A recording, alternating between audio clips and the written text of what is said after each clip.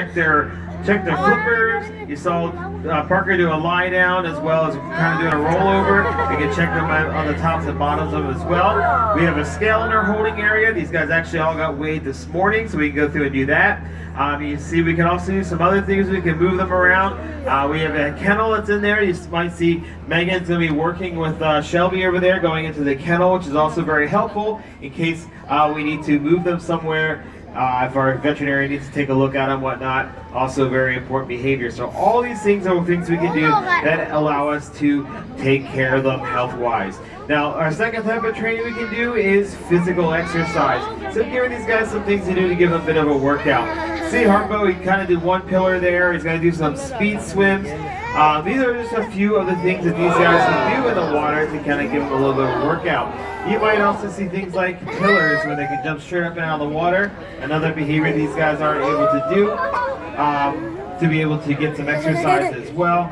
Also, you might see on land, these guys are going to do things like dances, handstands, on the other ways that these guys are able to go ahead and get some exercise.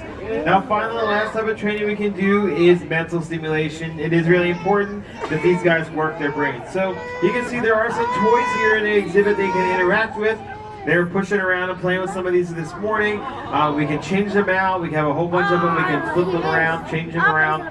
We can also give them different types of food items or present food to them in different ways. It's another way we can give them mental stimulation. But we can also do things like training new behaviors.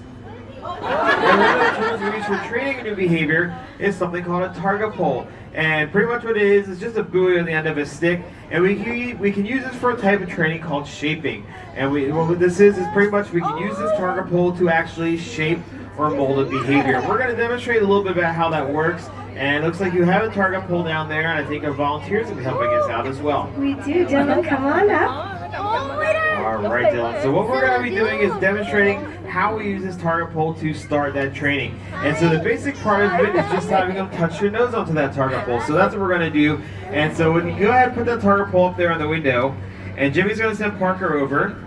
He's going to come over and find that target pole up there at the window, and he's going to put his nose there, and he's going to hang out until Jimmy says a special word that lets him know he's done that behavior correctly. That word is good, and that's what we call a bridge. That bridges the distance between the time that they do that behavior and the time that they get reinforced for it.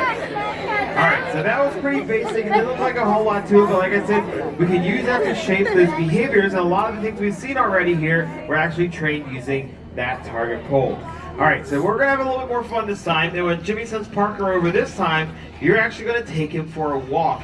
And he's going to come over and find you, and then when he gets there, you can start walking along the window, and he's going to follow you in that target pole all the way down to the end until he hears Jimmy say that word again. So he's going to watch you, he's going to follow around the corner, he's going to keep on going until you stop down there, and then he's going to listen for Jimmy. And there he goes. He heard that good. He's going to come back and get a whole bunch of fish for it. Let's give our volunteer a big round of applause.